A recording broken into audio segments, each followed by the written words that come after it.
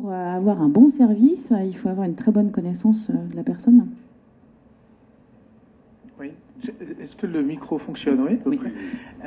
Oui, effectivement, il y a absolument besoin d'un niveau d'information conséquent. Alors, l'organisation qu'on a mis en place sur Saveur et Vie, c'est effectivement d'avoir comme interlocuteur auprès des personnes et des aidants un professionnel de santé qui est une diététicienne, en fait. C'est ça le sujet et l'innovation de départ, et qui fait qu'on collecte de l'information qui est compilée par un professionnel de santé. Mais ça n'empêche qu'on a toujours une vraie problématique autour de l'utilisation de cette information. Et souvent, d'ailleurs, on essaye d'en avoir le moins possible. C'est une des difficultés, d'ailleurs, le moins possible, mine de rien. En tout cas, de l'information utile. Et je pense notamment, pour ce qui est du métier de la nutrition, d'essayer de s'attacher au fait d'avoir la traduction de la prescription médicale en termes, finalement, c'est le métier de nos diététiciens, de traduire finalement une prescription médicale d'un médecin et de le traduire sous forme finalement de préconisation de menu ou de préconisation de service, en fait. Par contre, on a beaucoup de données personnelles, bien sûr, qu'on collige, parce qu'on a une organisation finalement logistique très précise à avoir, et une organisation autour de la veille sociale que l'on va faire, bien évidemment, auprès d'un public fragile, quoi. Alors, deux questions. Pourquoi vous essayez de limiter le nombre de données collectées? Parce que pour nous, la réglementation est floue, donc c'est pas facile d'avancer sur ce terrain-là, vraiment. Donc on avance en plus en termes d'expérimentation sur ces sujets-là avec des prototypes, donc on avance, c'est sûr. Je dis souvent qu'on prépare l'avenir parce qu'on sait que la révolution numérique viendra de toute façon, quoi. Le courant est très fort quand on voit un certain nombre de choses arriver, alors par l'utilisation et par l'usage des gens, tout simplement, même pas par rapport à des envies qu'on pourrait avoir. Donc ça viendra. Donc il faut effectivement se préparer en termes de système d'information pour pouvoir accepter de la donnée, finalement, et pouvoir la traiter de façon sécurisée quand elle sera nécessaire. Donc on met l'architecture de système d'information en place, ça c'est la première chose. Et ensuite on expérimente des choses avec des gens qui sont là pour nous accompagner en matière d'expérimentation. Et notamment, alors on a un projet qui est le projet de recherche Renaissance, qui est piloté par le CHU de Dijon et puis piloté et financé par l'Agence nationale de la recherche. Et là, finalement, dans le cadre de ces cohortes de patients ou de clients, patients-clients, eh bien, on traite de ces problématiques-là. Donc ça nous fait, nous, progresser, quoi. Donc vous avez senti le besoin de tester certaines choses? Des questions autour de ça. C'est tester pour évaluer le degré d'acceptabilité, c'est ça aussi? Alors, c'est tester à la fois la problématique de dire est-ce qu'on est bien dans la réglementation ou pas dans ce qu'on commence à mettre en place, premièrement, et c'est pas facile, on voit qu'elle évolue. J'ai écouté avec très grande attention Elodie sur ce dossier-là. Et deuxièmement, on se dit aussi, on a des principes éthiques à tenir, des principes éthiques au sens de gagner la confiance de nos clients patients, quoi. Et que demain, c'est ce qui portera la marque. Donc c'est excessivement important qu'on se pose ces questions de fond, quoi. Et ça, c'est difficile de le faire tout seul, franchement, quoi. Très bien, on va y revenir parce qu'effectivement, la confiance, ça a l'air d'être vraiment un point clé. Jean Rodriguez, alors, Annexecure, vous collectez déjà des données? On collecte effectivement des données et avec l'évolution de la téléassistance, on va en collecter de plus en plus parce que justement, on va revenir sur les objets connectés. Il faut savoir que nous, notre cible de clients, nos abonnés d'une manière générale, ont en moyenne 85 ans. Donc on tombe déjà sur une population qu'on appelle vulnérable. Et le côté éthique, puisqu'on a au Crédit Agricole, on est filiale Crédit Agricole et on tient, il y a un très très gros facteur éthique qui est en fait vérifié tout le temps par le Crédit Agricole. On a besoin d'être certain que la personne qui va profiter de la téléassistance est consciente de ce qu'elle va avoir et finalement va l'accepter. Et la téléassistance évolue très vite. Pour ceux qui ne savent pas, c'est tout simplement un boîtier. Il y a sur le boîtier, il est relié au téléphone, il y a un haut-parleur et un micro, et la personne porte sur elle un médaillon. Elle a un problème, elle appuie sur le médaillon et on entre en conversation avec elle au travers du boîtier. S'il y a besoin, on envoie une aide, les proches et, si vraiment il le faut, les pompiers. Et en fait, pour ça, on va aller chercher, comme mes collègues, des informations qui nous sont utiles. Alors bien évidemment, est-ce que la personne est handicapée? Est-ce qu'elle marche bien? Est-ce qu'elle est sourde? Je veux dire, ça ne sert à rien de crier dans un boîtier si la personne est sourde de l'autre côté. Alors, qui pose ce genre de questions? C'est nous. À l'ouverture du dossier, nous allons faire remplir à la personne qui va venir conclure le dossier, souvent ce sont les enfants, le médecin, on va lui poser ces quelques questions. Mais on ne va pas en chercher beaucoup plus. Et ensuite, on va collecter bien évidemment des données qui sont l'alarme. Si la personne, par exemple, appelle tous les jours à la même heure, ça peut dénoter d'une dépression, ça peut dénoter d'un problème, ça peut dénoter d'une perte de l'espace-temps, donc éventuellement d'un début d'Alzheimer ou autre. Et nous allons garder ces données pour prévenir et en faire quelque chose. Donc il y a une interprétation des données. Absolument. On a une interprétation des données à notre niveau, simple, très simple, soit via un psychologue, soit on le ramène à une assistante sociale ou au médecin de famille. Alors par exemple, il y a des informations, quand elles vous sont remontées, vous allez jusqu'à interpeller le médecin. Absolument, absolument. C'est-à-dire que par exemple, quand une personne on peut avoir, alors il faut savoir que une personne âgée va appuyer sur son médaillon dans 92% des cas, c'est énorme, uniquement parce qu'elle est seule. Il n'y a aucun appel d'urgence derrière. Dans 8% des cas, elle a un problème. Essentiellement, elle est tombée, elle n'arrive pas à se relever. Et après, elle a un malaise, du vague à l'âme, ça ne va pas. Et dans ces cas-là, quand ça se répète, nous allons effectivement prévenir soit le médecin, soit la famille. Et là, nous avons un vrai choix à faire. Il faut savoir qu'une personne âgée, malgré tout, même si elle est un peu diminuée physiquement, parce que c'est un peu l'aléa de tous, on ne sait pas, des fois elle ne veut pas qu'on prévienne les enfants, parce qu'elle a un sentiment de honte, de gêne vis-à-vis des enfants, elle préfère qu'on prévienne le médecin. Et si la personne vous dit « je ne veux pas que vous préveniez mon médecin » ? À un moment, il va falloir faire un choix. Et c'est là où la question d'éthique est très très complexe, et on peut en discuter longtemps. Doit-on finalement aller au-delà de ce que la personne nous demande, parce que nous sommes sûrs que c'est pour son bien-être? Grande question. Alors là, est-ce que la loi a donné une réponse ou C'est vrai que moi, ça me pose beaucoup de questions, ce qui a été effectivement dit par je sais pas si on passe par les différents participants sur effectivement la collecte, et puis du coup, après, c'est le flux. Moi, je parle beaucoup en flux, là, c'est l'autre flux, c'est je vais aller donner de l'information à un tiers. Alors, sur la collecte,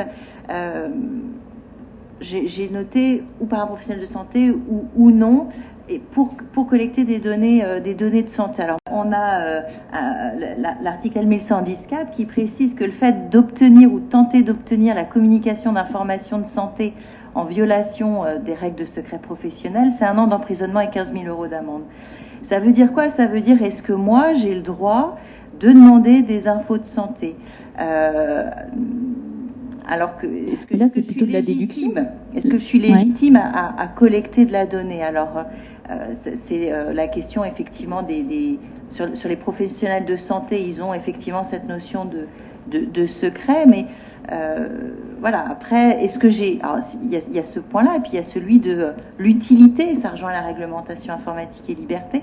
La question de l'utilité de l'info de santé. Est-ce qu'au final, et ça faisait écho à ce que disait Paul, est-ce qu'au final, j'ai besoin d'une donnée brute de santé, moi qui ne suis pas professionnel de santé, d'abord, est-ce que je vais savoir la comprendre? Ou bien est-ce que j'ai besoin qu'on mette le traducteur et que ce se transforme en une donnée projet de vie finalement? Je distingue toujours un peu projet de vie, projet de soins. C'est finalement, alors on peut dire qu'on joue sur les mots, mais effectivement, c'est ce que nous demande la réglementation. C'est pas, moi mon propos, ce sera pas forcément, je vais pas avoir besoin de savoir, est-ce que je vais avoir besoin de savoir qu'il a un cancer, ou est-ce que je vais avoir besoin de savoir qu'il a des difficultés pour faire son ménage, pour s'alimenter, qu'il y a une somnolence, etc. Et le recueil de données ne sera pas le même. Dans un cas, on va recueillir cancer, mais qu'est-ce qu'on va faire de cette donnée? Je ne sais pas. Dans l'autre cas, on va avoir de la consigne spécifique liée à la mission, qui sera de la donnée projet de vie plutôt que projet de soins. Donc, je crois qu'il faut vraiment faire attention à articuler peut-être ces notions. Et sur la question de la personne qui ne veut pas, alors le code de la santé publique pour en tout cas le partage d'infos entre professionnels de santé est très clair. Le patient, alors il y a des règles qui précisent les partages d'infos sur les données de santé, mais le patient peut s'y opposer à tout moment. Alors, voilà, on a ce texte-là. Après, effectivement, est-ce qu'on est sur de l'urgence parce que le consentement ou le refus, c'est hors notion d'urgence. Quand il y a urgence, on n'a plus la notion d'info, de recueillir, mais d'agir. Effectivement, il y a un enjeu éthique, comme vous le disiez, qui est important. On voit bien que vous n'êtes pas à 100% à l'aise avec ce genre de sujet. Si, malgré tout, il y a un contrat de signé au départ. Ouais, voilà, et dans ce contrat, il est bien stipulé la déclinaison des aides qu'on va aller chercher. Voilà. Et c'est là où on va nous dire, j'aime pas trop qu'on prévienne ma fille, ou plutôt ma fille que mon fils, ou plutôt cette fille et pas l'autre. Les familles, c'est très très complexe quand une personne commence à être âgée. Il y a beaucoup de tensions qui ressortent. Et la difficulté, c'est de les comprendre et les traduire d'une manière claire pour nos opérateurs qui vont traiter 10 000 appels ou 15 000 appels, mais de telle manière à ce qu'ils ne se trompent pas. Là, ça me paraît clair. Ce qui me paraît aussi clair, c'est que justement ceux qui veulent mon bien-être et ma santé, eux, ils maîtrisent tous ces outils connectés, puis ils avancent. Nous, on les subit. C'est-à-dire qu'on n'est pas en amont de la préparation. On ne travaille pas à la préparation de dire qu'est-ce que j'aimerais que l'on sache de moi.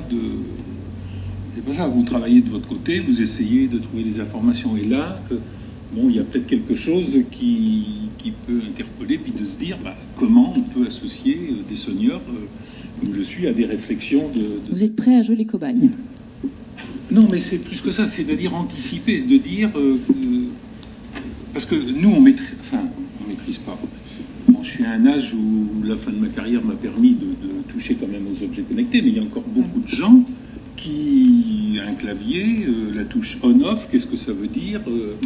C'est un peu compliqué. Et donc, vous voyez qu'il y a une déconnexion entre ce que vous faites et puis ce que certains seniors d'un certain âge. Je voudrais juste rappeler quand même une chose, c'est que nous, c'est une approche que l'on a avec TI, c'est de se dire, quand on arrive à la retraite, on a 20-25 ans encore de vie à construire. Et la dépendance, c'est, alors, les chiffres, c'est entre 2 et 4 ans. Pardon. La dépendance, c'est entre 2 et 4 ans seulement. Donc on a une vingtaine d'années où on peut encore être actif, où on peut participer avec des structures comme les vôtres pour dire comment on souhaite être accompagné. Et ce qui m'embête un petit peu en plus, l'autre question que je me pose souvent, c'est le côté humain. À un moment donné, on sent très bien que vous nous voulez du bien. Là, il n'y a pas de problème. Je l'ai bien compris dans le message, mais c'est du bien un peu matériel. C'est-à-dire, on va vous amener le repas qu'il faut, et ainsi de suite.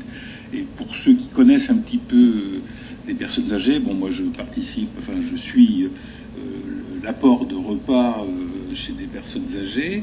On s'aperçoit qu'en dehors du repas, ce que les gens attendent, c'est le contact physique avec une personne qui apporte, quelle qu'elle soit. Hein. C'est à un moment donné, il y a une présence humaine qui est derrière.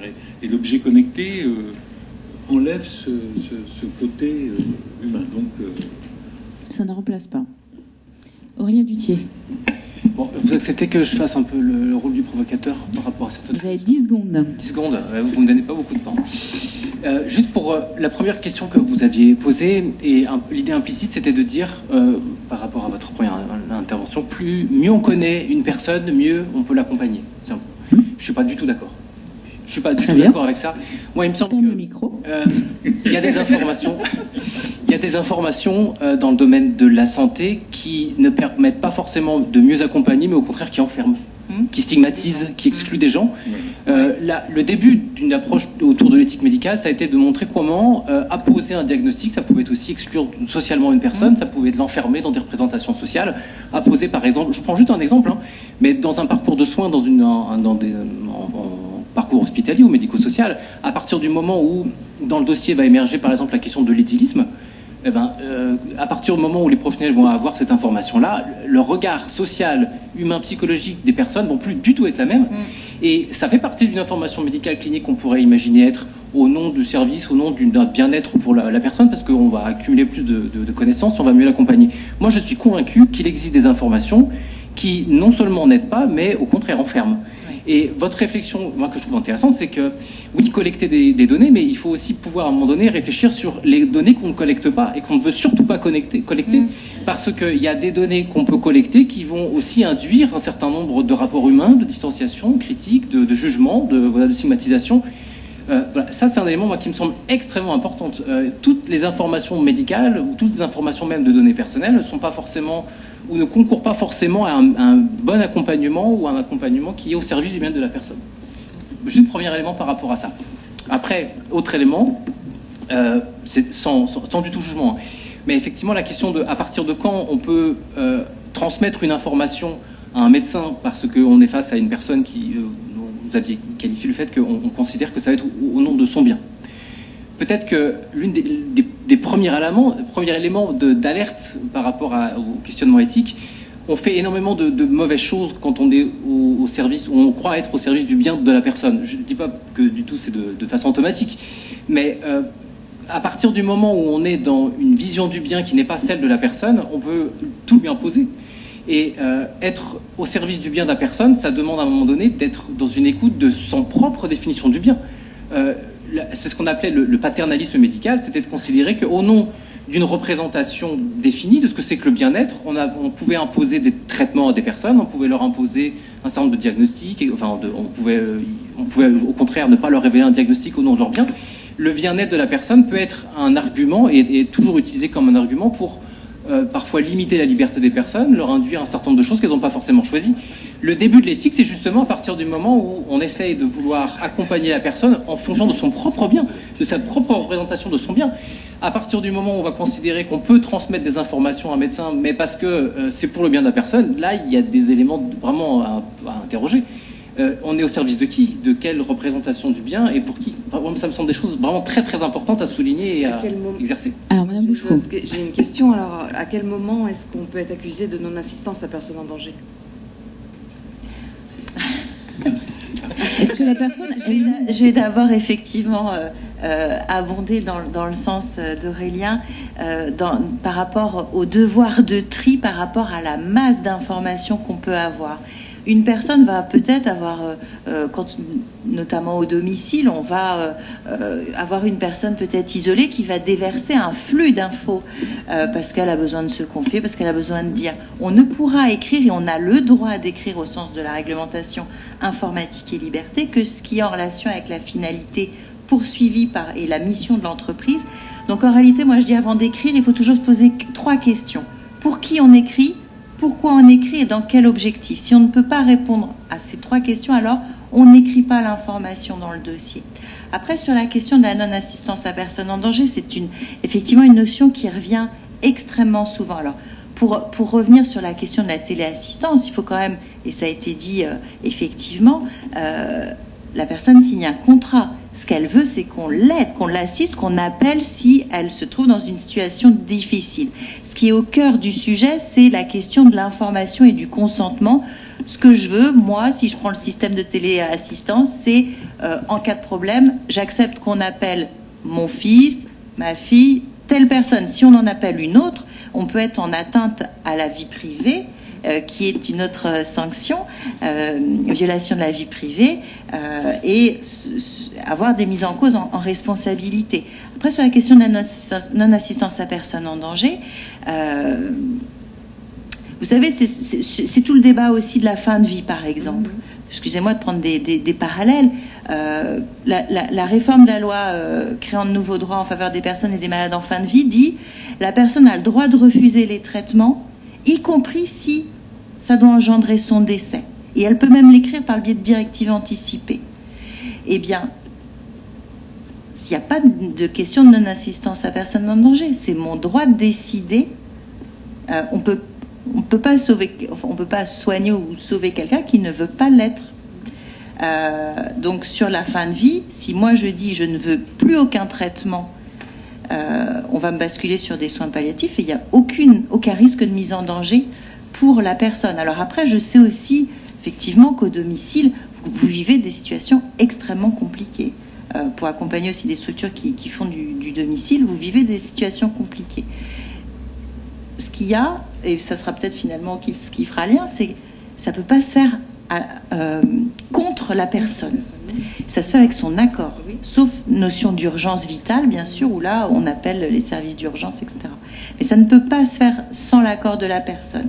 On voit, il y a des plateformes aujourd'hui d'adressage, des plateformes institutionnalisées pour, en sortie d'hospice, trouver un soin de suite, par exemple, ce genre de choses.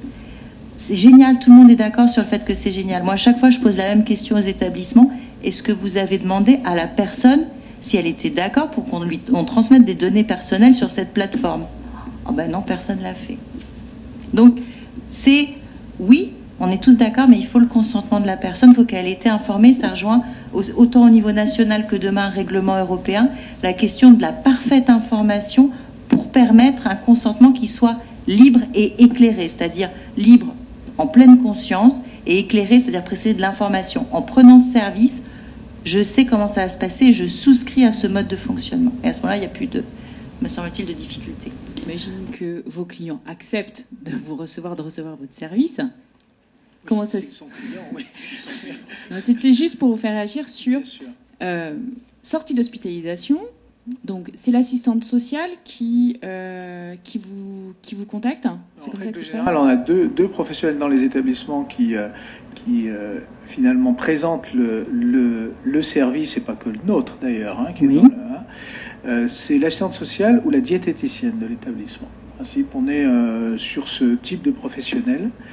Et effectivement, c'est des gens qui finalement connaissent le service parce qu'il leur a été présenté, et ils nous envoient soit directement l'aidant ou la personne, qui dans ce cas-là nous appelle, et à ce moment-là, l'échange se passe avec la diététicienne qui commence à implémenter un dossier ou une commande en fait. Non. Ça peut aller assez loin. C'est pour ça que j'écoutais avec attention aussi tout à l'heure. Pourquoi?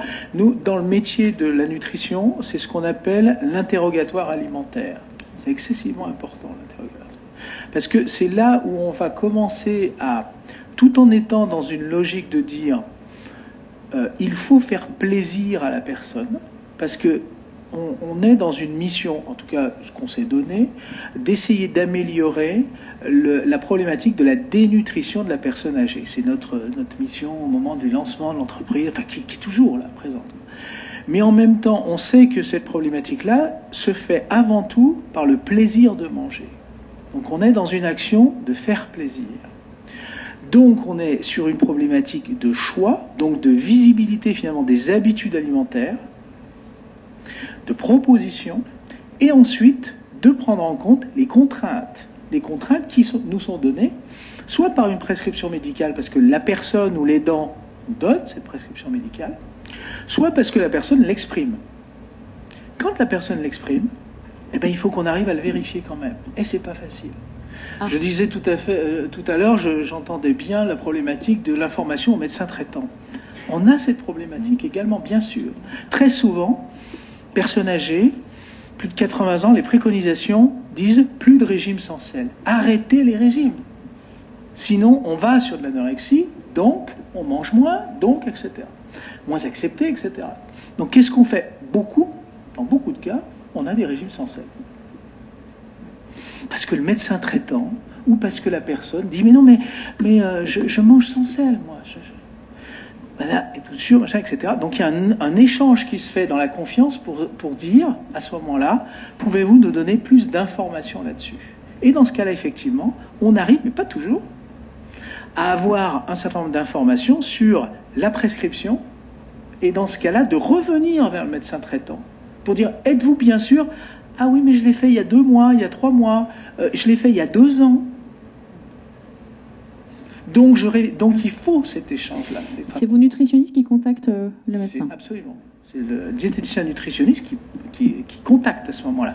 Je vous donne les cas, évidemment, toutes les personnes. Mais on tombe sur ces cas-là et qui sont extrêmement importants. Donc on est dans cette Difficulté là ensuite de ne, bien sûr, c'est pas pour ça qu'on va noter que la personne est insuffisante cardiaque ou a un problème, etc. Bien évidemment, on va Donc il y a des choses que vous savez, que vous n'enregistrez pas sous informatique. On n'enregistre pas en fichier qu'on a, et que, bien évidemment, on va traduire dans le cadre de notre opération, parce que ça, bien évidemment, à cette personne-là, il ne s'agit pas de lui mettre un repas avec un sel ajouté et de le contrôler tout au long de la chaîne, parce que sinon on met... Donc ça fait partie de finalement cette capacité d'échange, et en même temps de réfléchir effectivement à demain. Ce que je disais tout à l'heure, ça, oui, là on fait ça, bien, on essaye. On tâtonne aussi, il faut dire ce qui est, on tâtonne. Demain, c'est ce qu'on disait, c'est sur ce que vous disiez tout à l'heure, Élodie, c'est sur les plateformes.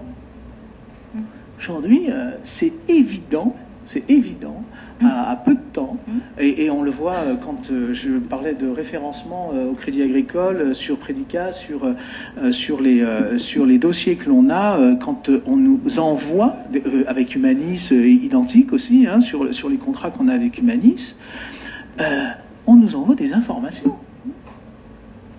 Comment on traite cette information aujourd'hui? L'émetteur, le récepteur, tout ça, c'est des choses aujourd'hui où on doit absolument penser à un an et demi, parce que nos systèmes d'information vont devoir être sécurisés sur un certain nombre de solutions, doivent être pour certaines données hébergées santé ou hébergées données sensibles, pour élargir le propos. Et c'est une vraie révolution en termes de système d'information, parce que alors là, je peux vous dire qu'en termes de service à la personne, Dieu sait que c'est loin d'être le cas. Donc, moi, je dis surtout en tant qu'entreprise, notre enjeu, c'est de se préparer, parce que ça viendra. Ah bah oui. Je dis ça, et que finalement, je vous entendais parler avec intérêt, parce que dans le cadre des expérimentations, on travaille avec des gens dans le cadre de la préparation, finalement, ce qu'on appelle les cohortes de personnes, donc des personnes âgées, quoi, livrées. Donc, on échange dans les prototypes d'enquête. Qu'est-ce qu'on va dire, finalement, ce qu'on fait avec l'Agence nationale de la recherche, ce que je disais tout à l'heure.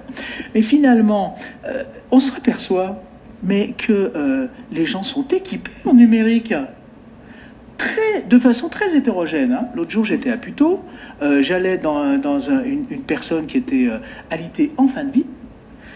Son mari, très très très dépendant, GIR 2, 3, mais il y avait l'iPhone à côté, là.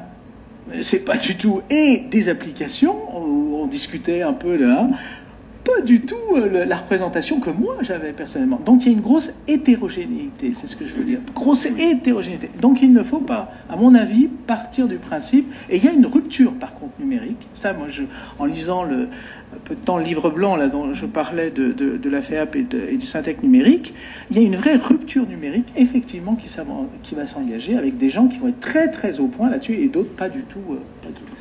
Alors vous, en tant qu'entreprise, que ce soit chez Nexecure, Saveur et Vigne ou même pour l'Agence générale des services, vous dites impossible aujourd'hui de ne pas évoluer, de ne pas aller dans ce sens-là.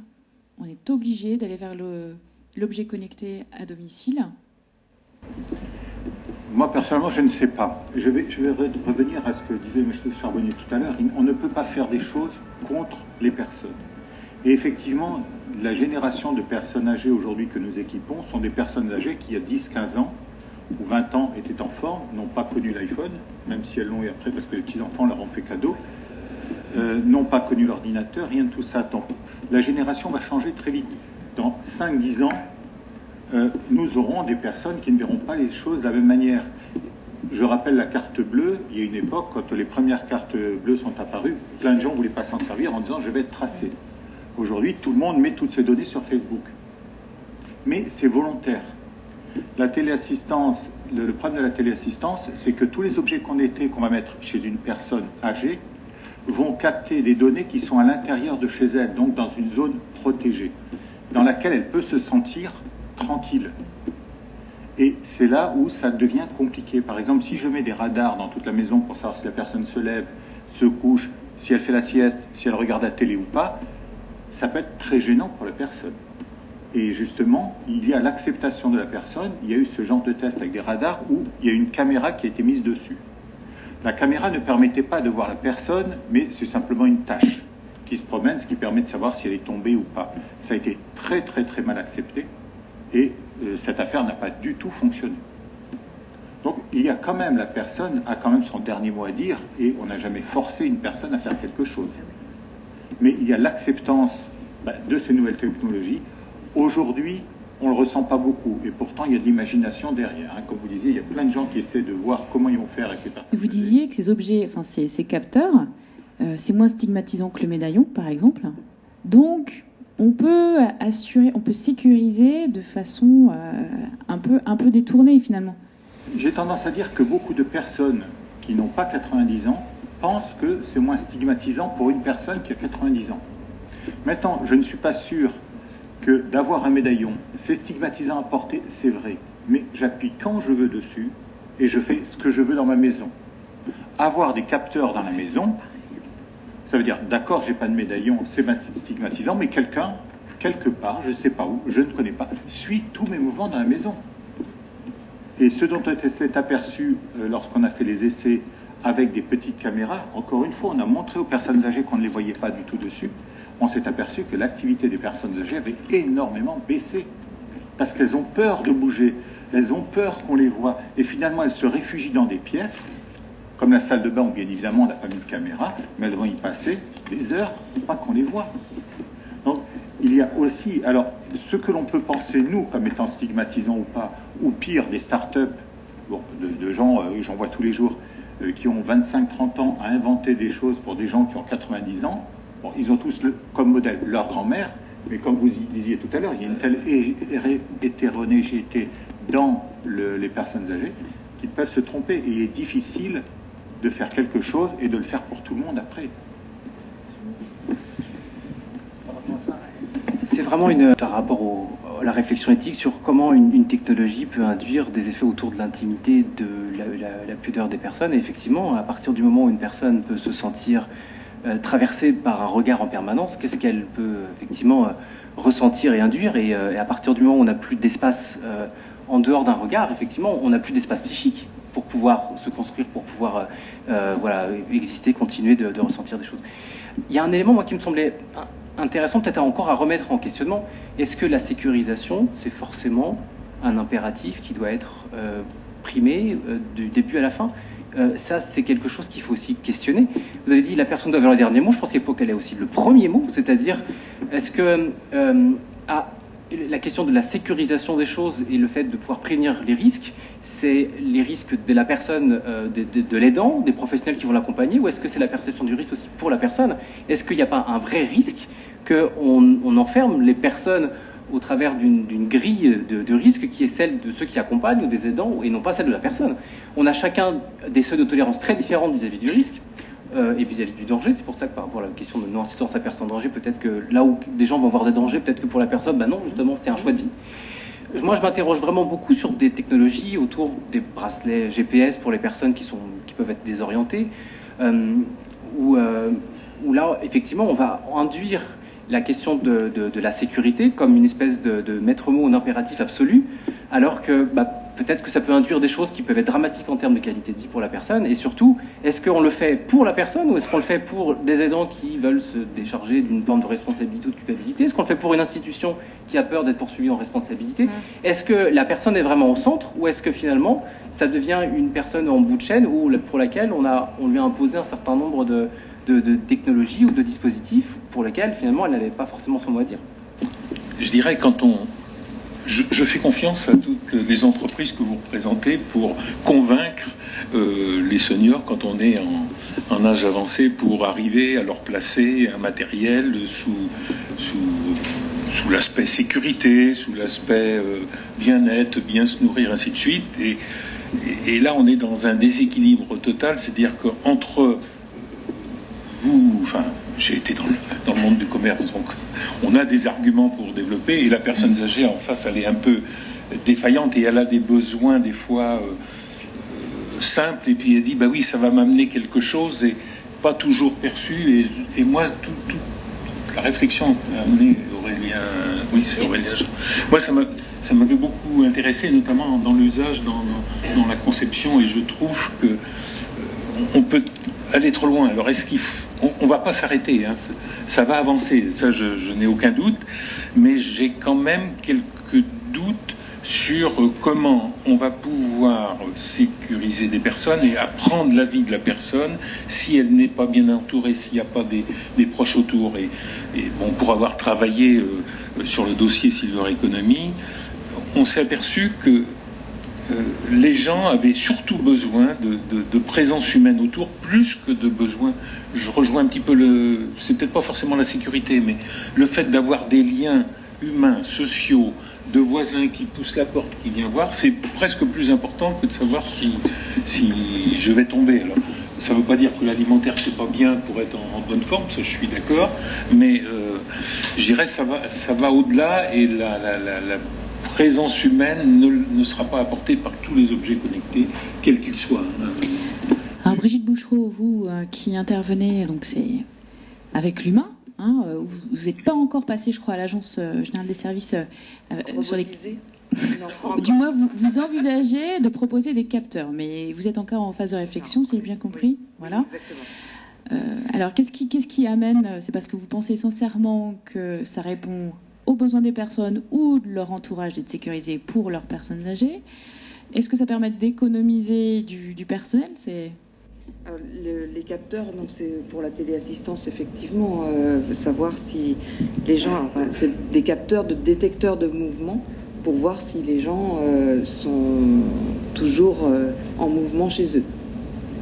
La question qui se pose, vous avez évoqué tout à l'heure, c'est qu'effectivement, c'est souvent pour le confort de l'entourage. C'est l'entourage qui a besoin... Ça, pour vous, c'est clair? Oui, ouais. C'est l'entourage qui a besoin d'être assuré. Je sais, oui, mais je suis d'accord. Je suis d'accord. Mais est-ce que... et souvent, la personne âgée, d'ailleurs, accepte parce que l'entourage lui demande. C'est l'entourage qui... Elle n'ose pas refuser. Non, elle n'ose pas refuser. Parce que on a de plus en plus de familles, de personnes âgées, dont la famille est éloignée. Et donc, pour ne pas faire peur à la famille, la personne âgée peut être prête à accepter un certain nombre de choses. C'est la personne âgée qui sécurise son entourage, finalement. Oui. Oui. Parce que, alors, est-ce que la personne âgée, elle a bien analysé le danger qu'elle courait ou pas, il n'y avait pas de danger?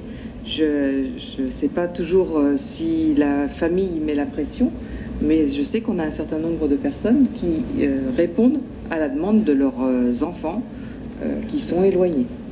D'accord, bien. Les données qu'on reçoit par ces capteurs, ces détecteurs, qu'est-ce que vous en faites? On les analyse. Oui. Comment ça fonctionne les capteurs? J'appelle ça des habitudes de vie. On met des capteurs chez la personne pendant 1 mois à peu près. Ces capteurs, on va recevoir toutes les données qui viennent des capteurs. Par exemple, la personne âgée se lève tous les jours à 8h30. Elle va rentrer dans la cuisine tous les jours à 9h30. Elle va regarder sa télé tous les jours de midi à 4h. Et elle va se coucher à 8h du soir. Et en fait, on va prendre toutes ces données tous les jours pendant 1 mois. Au bout d'1 mois, on va faire des moyennes. On va se dire, la personne âgée normalement se lève à 8h30 tous les jours. Donc si elle ne s'est pas levée à 9h, il y a un problème, on appelle ou on envoie quelqu'un. Alors, j'ai tendance à dire, donc on fait vraiment une analyse et on garde ces données tout le temps du contrat, alors que la CNIL nous demande de les effacer au bout de 2 mois en général. Hein. Oui, c'est ce qu'on a pu comprendre. Il y a un problème là-dessus. Hein, et voilà, donc c'est effectivement, mais bon, après on pourrait parler par exemple des objets connectés comme une balance. On demande à la personne âgée de demander tous les jours sur sa balance. Ça existe chez Nexecure. Oui, ou le tensiomètre. Alors, c'est pas de la médecine, c'est pas de la télémédecine, c'est quelque chose qui s'en rapproche. Nous, par exemple, ces données ne sont pas visibles par les opérateurs. Ils ne voient qu'une alarme en disant il y a un problème sur le poids. Donc, ils n'ont pas le... Voilà. Il y a juste le signal quand ça ne va pas. Voilà. Et donc, qu'est-ce qui se passe quand on voit qu'il y a un signal rouge? C'est le médecin qui se connecte sur notre système pour regarder ce qui se passe. C'est le médecin de la personne qui se connecte. Donc, vous avez un contrat avec le médecin? C'est le médecin de famille de la personne, c'est pas le nôtre. Oui, c'est un accord... Les médecins en général le font sans problème. D'accord. Ils se connectent facilement? Oui, c'est un système web, c'est facile. Très bien. Il ils ont le temps de se connecter. Parce que, vous savez, moi, j'admire les médecins parce que quand on leur téléphone, il y en a certains qui nous rappellent à 9h30 du soir ou à 10h, 10h30 en disant « Vous m'avez téléphoné, qu'est-ce qui se passe ?» Bon, nous, on est 24h sur 24, mais sincèrement, il est extrêmement rare de voir un médecin qui ne nous rappelle pas. Et souvent très, très tard le soir. Donc, moi, je leur tire mon chapeau. Ils sont toujours présents.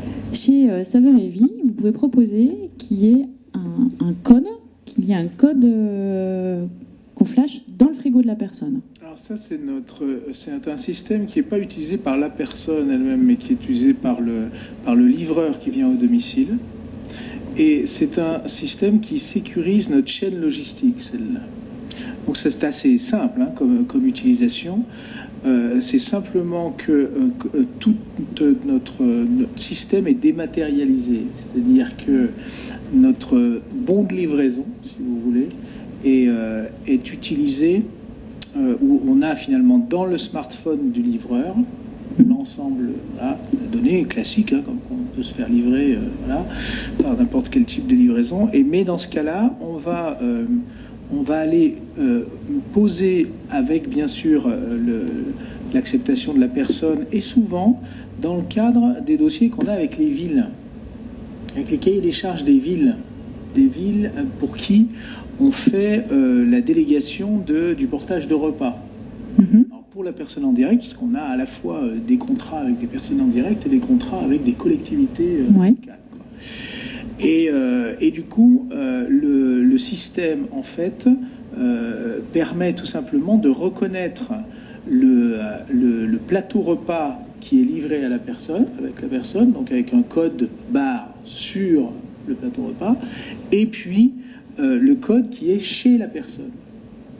Et dans le cas précis d'éveil social sur un certain nombre de villes, on met le code dans le frigo, ce qui nous est demandé.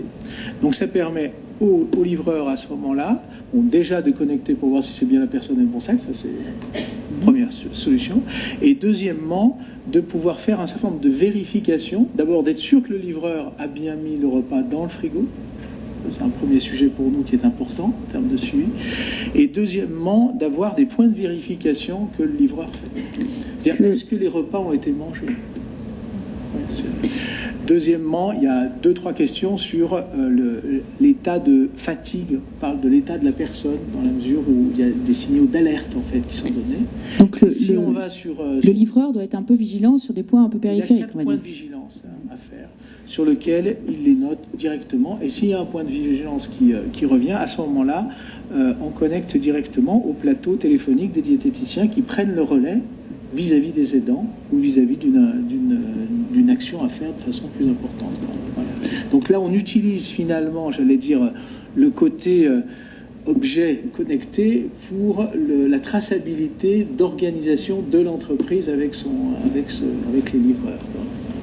Je peux juste faire un élément sur la notion d'autonomie et de liberté, parce que moi, par rapport à différentes interventions, il y a peut-être quelque chose qui me semble important. Vous avez dit que c'était des formes de contrat avec l'accord de la personne.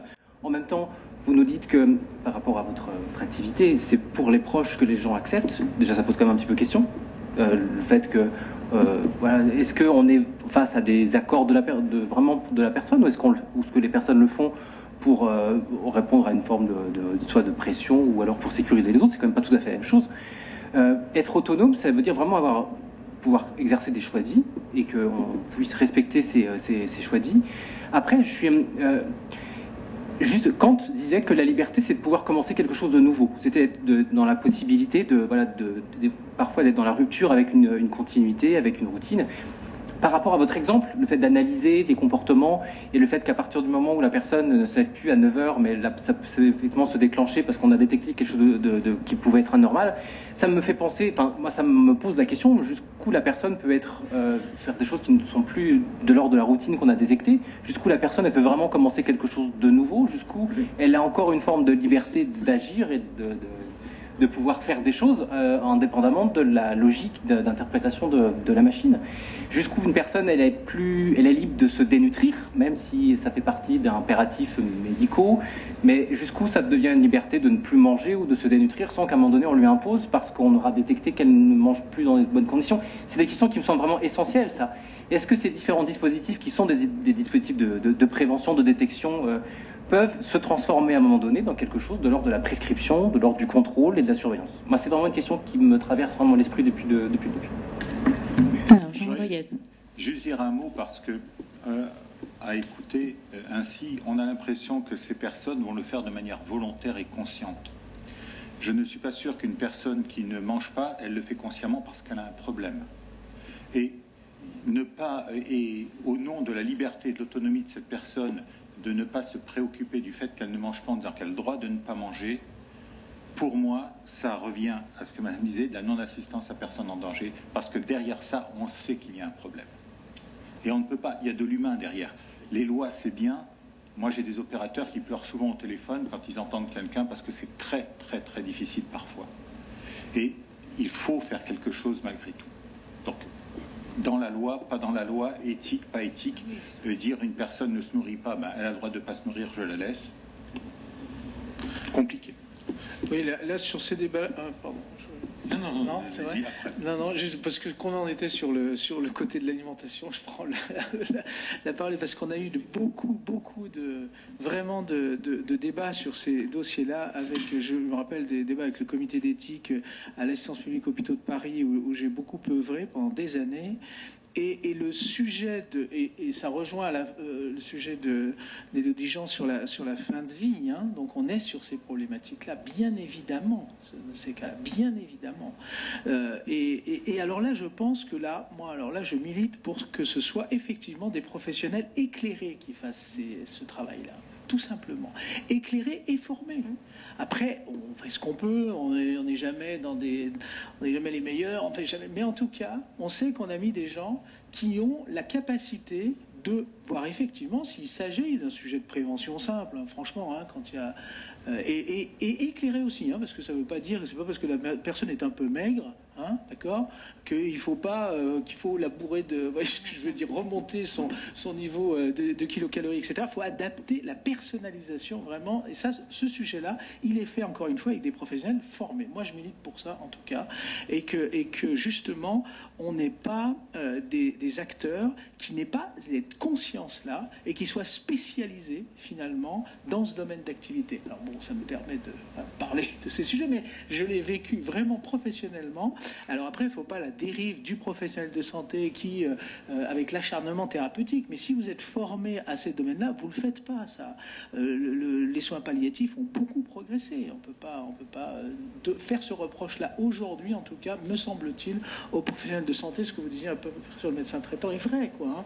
Même si on peste un peu parfois en disant, bah, tiens, il ne s'intéresse pas assez à la nutrition. Moi, je dis souvent ça. Mais quel progrès, franchement, quel progrès par rapport à ce qu'on a pu vivre il y a 15 ou 20 ans sur ces sujets-là. Monsieur Charbonnier. Mais moi, ce que je ressens, c'est que c'est pas blanc ou noir, et puis il n'a pas un raison, puis l'autre capteur. Je pense que c'est ça la difficulté, et je crois que tout ce qui est connecté, objet connecté, va nous amener à nous poser en permanence des questions. Moi, je l'ai vécu avec mes parents, ils étaient dans une maison individuelle, ils sont sains de corps et d'esprit, et puis à un moment donné, leur chambre étant à l'étage, ils ne pouvaient plus monter l'escalier. Mais ils voulaient rester dans leur maison. Et c'est nous, les enfants, qui avons pris la décision de retenir un foyer logement et ainsi de suite. Alors ça a été extrêmement difficile. Au bout d'un mois ou 2 mois, ils ont fait une nouvelle vie. Ça s'est bien passé après, mais le choc terrible qu'on a imposé, et je comprends le questionnement qui se pose, et ça devient difficile, et on l'a revécu après quand ils sont passés du foyer de logement à la maison de retraite, mais c'est des chocs terribles, et à quel moment on leur laisse le libre choix alors qu'ils avaient le raisonnement entier, et là c'est la maison de retraite, le foyer de logement, la direction qui a imposé qu'ils partent à la maison de retraite. Alors c'est encore plus compliqué, mais c'est un cas inconnu. Vous avez raison aussi, je partage les raisonnements, et c'est compliqué là. Alors, on n'a pas abordé 2 points qui sont le rapport de confiance, enfin, pas jusqu'au bout, et les risques de dérive commerciale d'utilisation de ces données. Mais c'est peut-être des questions que voudrait soulever quelqu'un dans l'Assemblée, parce qu'il ne faut pas qu'on passe à côté de ces... Alors, monsieur. Bonjour, Hervé Sauzet, l'Institut français des seniors. Je vais d'abord réagir sur la question qui a été abordée, qui concernait les aidants familiaux, avec le débat de savoir si les personnes âgées, très âgées, quand on pouvaient accepter des objets de surveillance pour faire plaisir à leurs proches. Il faut quand même rappeler qu'il y a 4 300 000 aidants familiaux en France, qui entourent le gros million de personnes dépendantes, comme vous le savez, et qui sont dans une situation qui est extrêmement difficile. Je pense que M. Rodriguez et M. Tranchon ne me démentiront pas. Ils développent des pathologies nombreuses, qui est souvent, il arrive même, les études américaines le montrent, qui décèdent avant leurs parents. Donc on ne peut pas, à mon avis, M. Duthier, pardonnez-moi, balayer d'un revers de la main le droit au répit qui fait même partie de la loi sur le vieillissement, la considération que l'on doit aux aidants familiaux. En d'autres termes, qu'une personne âgée accepte quelque chose qui va lui manger 3% de liberté parce que ça va faire plaisir à ses proches, qu'elle va choisir, vous l'avez très bien expliqué, je ne vois pas où est le problème. Après, la deuxième chose, c'est juste une information, peut-être que ce n'est pas l'objet exact du débat ici, mais sur la question des objets connectés, des données de santé procédant des objets connectés qui se multiplient, qu'on voit tous, qu'il s'agit des montres, des balances, vous en avez dit un mot, il y en a plein d'autres. On a fait, à l'Institut français des seniors, on a un panel de seniors et on a fait tout récemment une étude sur ce sujet-là. Et sans vous embêter avec le détail des résultats qui sont sur le site, c'est gratuit. Ce qui est intéressant peut-être à apporter comme information ici ce soir, c'est quoi? C'est qu'il y en a 3 seniors sur 10 qui les a déjà utilisés. C'est beaucoup plus que ce qu'on pouvait penser. Parmi ceux qui l'ont utilisé, 8 sur 10 sont satisfaits. C'est aussi beaucoup plus qu'on pouvait penser, parce qu'on pensait que ça allait faire gadget et que la montre qui compte mes pas, une fois qu'au bout de plein de problèmes de connexion, je l'ai mise à la poubelle. Eh bien non. Et concernant notre sujet d'aujourd'hui, 8 sur 10 disent je donnerai sans problème, je communiquerai sans problème les données qui seront tirées de ces objets, l'attention, d'autres choses, à mon médecin, mais seulement à mon médecin. Et après, on leur a posé la question de savoir est-ce que vous le mettriez sur un site, etc. Ça va vous faire plaisir, maître.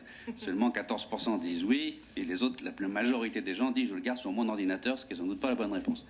Mais voilà, donc il y a les jeux, c'est un sujet sur lequel je serais intéressé d'entendre les intervenants experts de cette table ronde. C'est un autre sujet que celui qui vient d'être abordé, c'est les objets connectés pour tout le monde, pas seulement des seniors, pas seulement les plus âgés.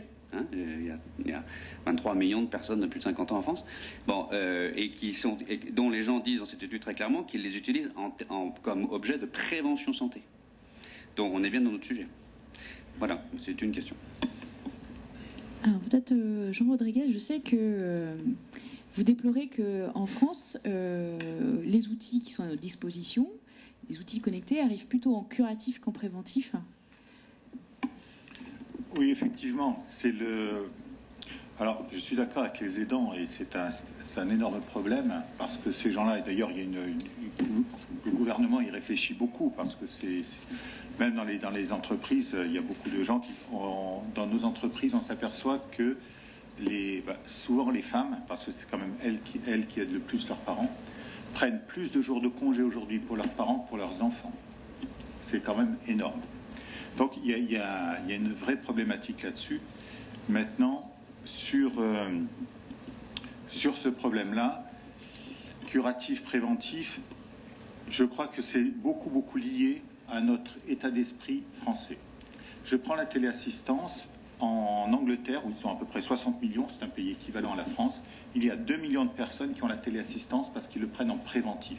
C'est-à-dire, j'ai de la téléassistance, donc ça me donne la liberté de rester chez moi. En France, je prends la téléassistance, donc j'ai mis le premier pied dans la tombe. Et c'est la problématique que l'on a tous, et s'il y a autant d'objets connectés qui sortent avec des montres qui ressemblent plus à la montre de tout le monde, etc., c'est pour qu'il y ait une très bonne acceptation de cette montre et que les gens la mettent plutôt en préventif. Mais c'est très très difficile, ça a du mal à passer encore dans les esprits. Et pourtant, c'est la recherche de tout le monde actuellement. Alors, avec les changements de génération, peut-être qu'il y aura des évolutions. Je veux bien rebondir sur les aidants, et d'un strict point de vue juridique, je ne rentrerai pas du tout dans les aspects éthiques et autres, que pourtant j'entends bien évidemment. Sur la question des aidants, c'est la question des objets connectés, comme la question effectivement de l'entrée en établissement. On sait que c'est des étapes qui peuvent être effectivement compliquées pour la personne. On sait aussi que pour qu'elle le vive bien, il faut qu'elle adhère. Je pense que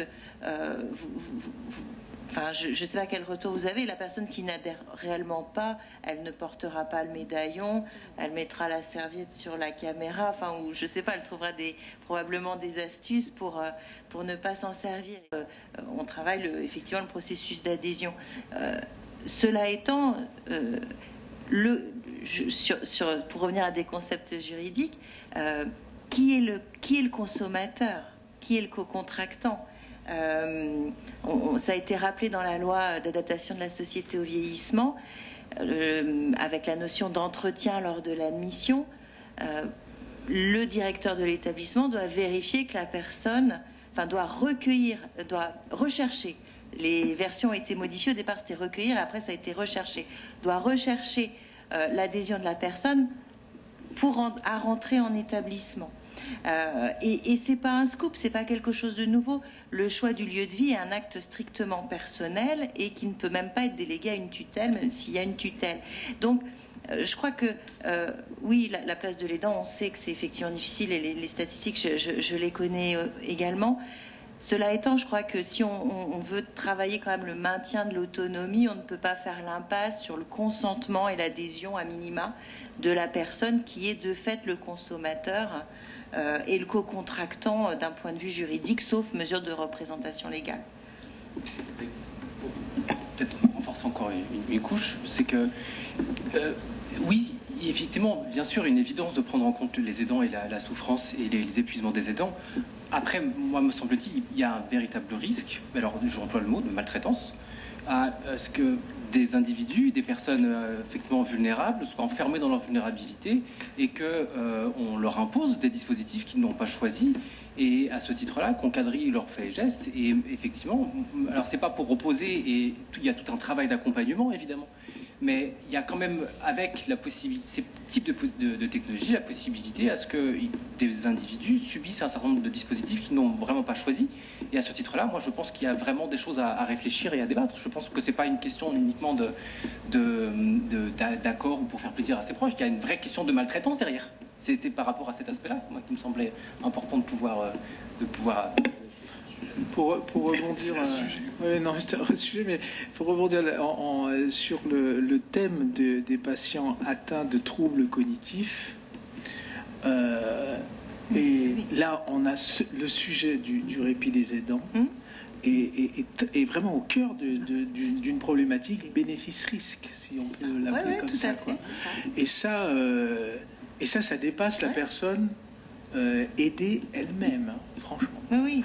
Donc ça, il faut évidemment ouvrir le débat autour de ça, parce que sur ces pathologies-là, clairement, les aidants décèdent avant les personnes aidées. Non, mais ça, c'est vrai. Donc, non, mais ça, c'est évident qu'il y a ce sujet-là. Après, c'est pour ça qu'encore une fois, il n'y a pas un cap. Mais jamais, vous constatez pas que l'entourage, elle est un peu sceptique, se pose des questions quand même sur dans quelle mesure est-ce que je peux rendre acceptable qu'il y ait des capteurs, pourquoi pas un jour des caméras, où finalement le bénéfice dépasse en fait cette appréhension. La notion c'est pas forcément lié à la notion de capteur, mais en tout cas la notion de se dire, quel que soit le dispositif, effectivement, il faut avoir une réflexion sur le répit des aidants. Ça, c'est évident. Ça. D'accord. Parce que sinon, on passe à côté de quelque chose d'extrêmement important aujourd'hui sur des nouvelles prises en charge. Parce qu'effectivement, ça n'existait pas. Encore une fois, on ne se posait pas cette question il y a 10 ou 15 ans. Ça arrive, c'est massif, il faut le faire. Et ça doit nous faire réfléchir, peut-être philosophiquement, sur le fait qui on aide là-dedans. C'est ça. C'est ça, et c'est la question de comment on entend ou comment on gère d'un point de vue juridique le droit d'opposition de la personne âgée. Voilà, moi je mettrais la question aussi sous ce champ-là du droit d'opposition de la personne âgée qu'il faut pouvoir entendre. Et c'est peut-être finalement ce qui ferait consensus. Ce que je pourrais dire en termes de seniors encore bien portants, actifs, dans le groupe qu'on est, on n'est pas sceptique sur le principe des objets connectés, parce que d'abord ça va avancer, on le sait très bien, on est à un âge où on comprend qu'on en aura partout de plus en plus.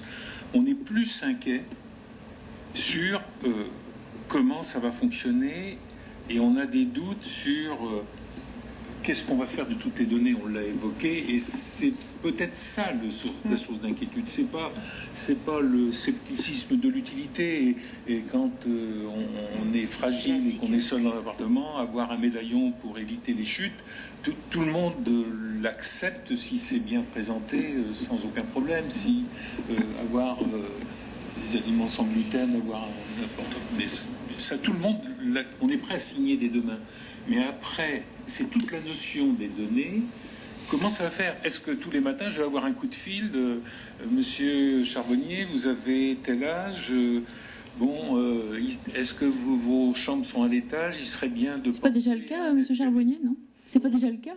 Non, mais c'est déjà le cas. Ouais. On a des téléphones ciblés en fonction de notre âge. On nous propose des choses en fonction de notre âge. Donc, ça veut dire que les informations sont arrivées à un moment donné, puis elles vont être de plus en plus ciblées. C'est-à-dire que quand on saura que... Et c'est là où ça va être intéressant avec notamment c'est déjà le cas avec le droit de la consommation, hein, on doit être informé du produit qu'on achète, de son utilisation, etc. Mais avec ce règlement européen, on devra être informé de manière claire sur à la fois la donnée, mais aussi son traitement. Je pense que ça devrait, et ça devra en tout cas du point de vue de l'entreprise, répondre à toute interrogation du consommateur. Parce que c'est une vraie question. Hein. Oui. Alors, est-ce que vous n'avez pas le sentiment que le domaine médico-social, du coup, en portant ces réflexions, parce qu'on travaille avec l'humain, il y a une conscience du lien et du respect de la personne, n'est pas un peu en avance? Parce que Google s'est peut-être posé moins de questions, par exemple.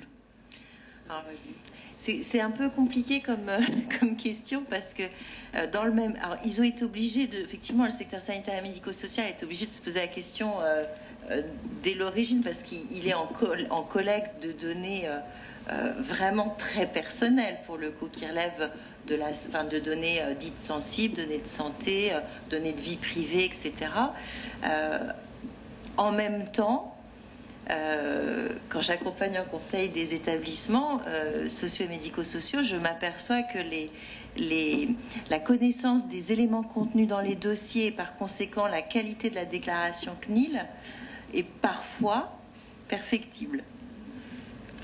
Mais avec des effets qu'on voit dès maintenant. Vous parlez de Google, le PDG de Google a déclaré que la vie privée était une anomalie. C'est quelque chose qui voilà. Mais par rapport, par exemple, à des liens avec des compagnies d'assurance et des éléments une assurance avait proposé à ses assurés de porter des petits bracelets pour savoir s'ils avaient une activité physique régulière, sachant qu'avoir une activité physique régulière faisait baisser la proportion de générer des maladies. On pourrait imaginer que dans l'avenir, ce soit quelque chose de proposé de façon systématique avec des systèmes de malus si on détecte que la personne n'a fait pas d'activité régulière. Il y a des choses dans les voitures qui permettent de détecter si le conducteur a un bon comportement avec un système de malus. On peut complètement imaginer combien il peut y avoir une porosité entre des données sensibles et des données qui apparaissent comme vraiment dérisoires, anecdotiques, mais qui peuvent être utilisées de façon extrêmement pernicieuse par un certain nombre d'intérêts privés qui impliqueraient notre comportement ou la surveillance régulière de notre comportement pour proposer des choses personnalisées, mais aussi en même temps pour opposer des éléments même d'obstacles, de contraignants, si jamais ils avaient détecté que telle ou telle chose n'était pas réalisée. Donc on y est déjà, me semble-t-il. Bien. Pardonnez-moi. Oui, vous avez raison, mais sur la question des données qui proviennent des objets connectés, il y a effectivement le risque de détournement commercial, grosso modo, pour que M. Charbonnier reçoive l'information, la prospection commerciale qui correspond au mal qu'on a détecté. et c'est le sujet de la médecine prédictive, etc. Mais il y a un autre souci, c'est la mauvaise interprétation des données. Les données de santé, les gériatres vous expliquent que les objets connectés pourraient être une catastrophe de santé publique si on laisse les personnes s'auto-diagnostiquer à travers eux. Et qu'il faut donc que ces données soient transmises au corps médical, qui est seul est capable de dire que oui, madame machin, vous pouvez diminuer l'anticoagulant parce que votre tension, si la personne le fait elle-même, ça fait 10 000 morts par an, iatrogénie, par exemple, hein, le fait de mal combiner les médicaments. Donc il y a un vrai sujet de santé publique parallèle au sujet juridique. Ah oui, tout à fait, et qui fait lien d'ailleurs avec le droit de la santé. Quand on voit tous les rapports du Conseil de l'ordre des médecins, que je vous invite effectivement, pour ceux qui ne connaissent pas ces rapports, à les lire, il y a toute la question effectivement de l'opportunité, enfin de la qualité des données et de leur traitement, qui est effectivement, le Conseil de l'ordre des médecins n'est pas du tout sceptique, et il le dit bien, il dit c'est dans l'air du temps, et à nous aussi de nous adapter sous certaines conditions qui sont celles aussi qu'il y ait des garanties posées, et parmi celles-ci il y a celle effectivement de la pertinence à la fois de la donnée et de son traitement par des professionnels compétents. Absolument. Hugues Porte, vous vouliez poser une question? Oui, j'avais une question qui est en phase avec le début de la discussion que vous avez eue sur les objets connectés. On a beaucoup parlé, et vous avez présenté des objets connectés ou des entreprises qui mettaient en place des systèmes d'information liés à l'objet connecté ou au service ou à la prestation qu'ils voulaient donner, si je puis dire. Et on voit déjà là une certaine difficulté d'ailleurs dans ces données et dans l'utilisation de ces données. Mais je dirais il y a une couche supplémentaire qui apparaît, c'est que avec un souhait de voir les gens vivre le plus longtemps possible à domicile, y compris dans des situations de dépendance, on a des personnes qui ont à domicile de nombreux intervenants qui se succèdent pour des raisons différentes. Une aide ménagère, une infirmière, quelqu'un qui vient porter les repas, le médecin, etc., etc., et des personnes d'aide à la personne en tant que telle. Et on voit de plus en plus des gens qui se disent, mais finalement, toutes ces structures qui ont des informations précises qui les concernent en tant que telles, si on arrivait à les combiner entre elles, on aurait une information de meilleure qualité par le croisement de ces données pour assurer, bien sûr, toujours dans une bonne intention, un meilleur service pour la personne en question. Et on voit, il y a des PME, des startups qui essayent de développer des systèmes de collecte d'informations et de croisement d'informations et d'informations réciproques entre aidants professionnels et aidants familiaux d'ailleurs, pour essayer d'améliorer cette vie à domicile des personnes par ce croisement des informations. Et là, il me semble que déjà, on l'a vu, c'est difficile d'un point de vue juridique d'assurer une traçabilité et une conformité du système. Et là, on est dans un cran encore supplémentaire de partage, d'échange, de croisement de données qui devient encore plus problématique. Alors, je vous propose qu'on boucle ce tour de table et cet échange. On voit bien, finalement, il y a des questions qui reviennent, qui existaient avant les objets connectés, mais elles les exacerbent peut-être. Donc, c'est bien qu'on ait pris le temps au moins ce petit temps, de soulever des questions, de s'opposer un peu et de réfléchir. C'est Madame Annick Bartelex qui va faire la synthèse de cette soirée.